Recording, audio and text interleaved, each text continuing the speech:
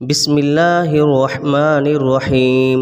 سفید کبوتر کا ایک ایسا واقعہ جس کو سن کر آپ کی آنکھوں میں آنسو آ جانے ہیں۔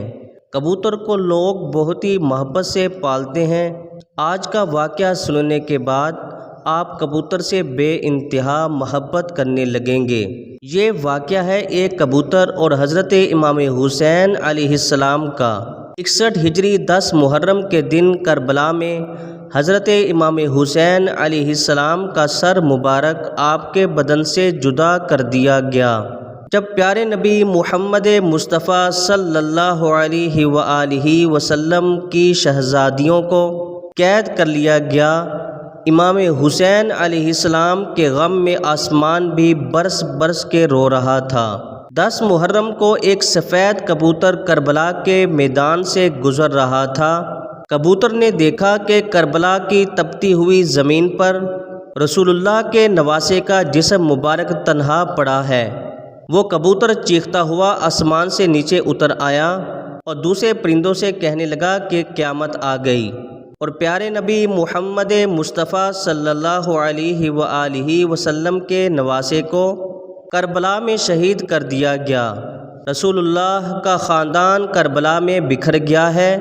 یوں کبوتر کربلا میں آ کر پھرنے لگے اور امام حسین علیہ السلام کے غم میں رونے لگے، اور اس کبوتر نے اپنے آپ کو حضرت امام حسین علیہ السلام کے خون سے اپنے آپ کو تر کر لیا اور واپس اڑ گیا۔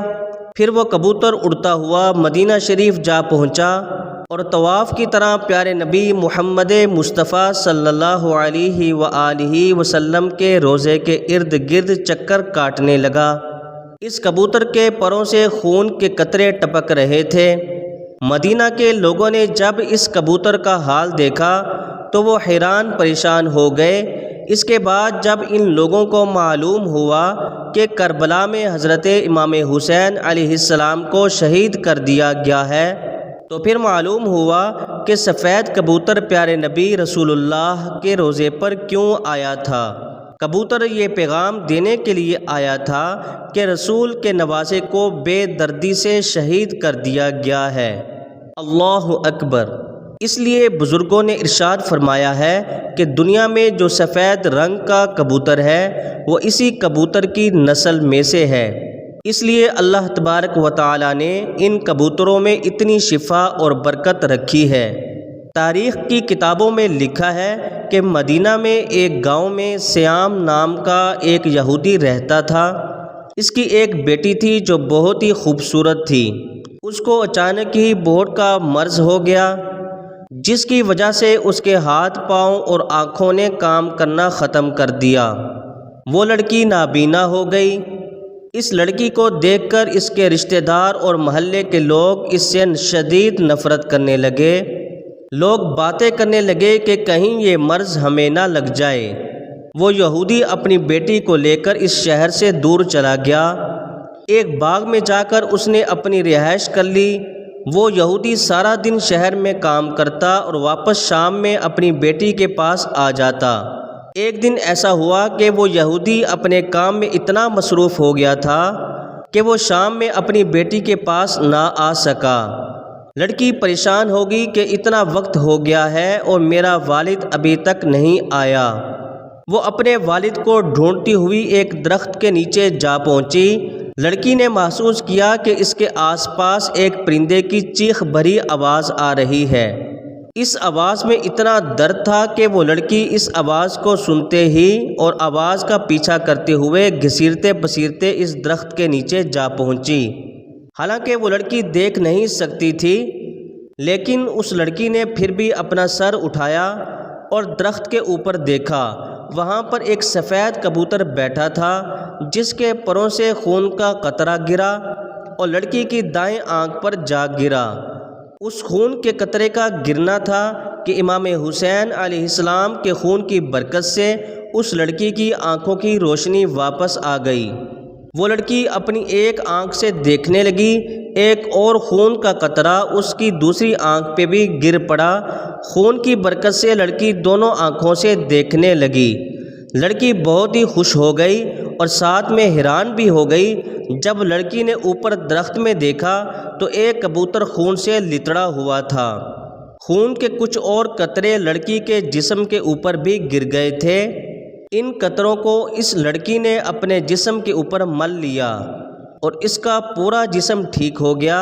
امام علی مقام امام حسین علیہ السلام کی خون کی برکت سے لڑکی کو مکمل شفا مل گئی۔ اس خون میں ایسی شفا تھی کہ لڑکی پہلے سے بھی حسین ہو گئی۔ لڑکی خوش ہو کر اٹھی اور باغ سے باہر اپنے باپ کی تلاش میں نکلی۔ جیسے ہی باہر آئی تو سامنے اس کا والد تھا۔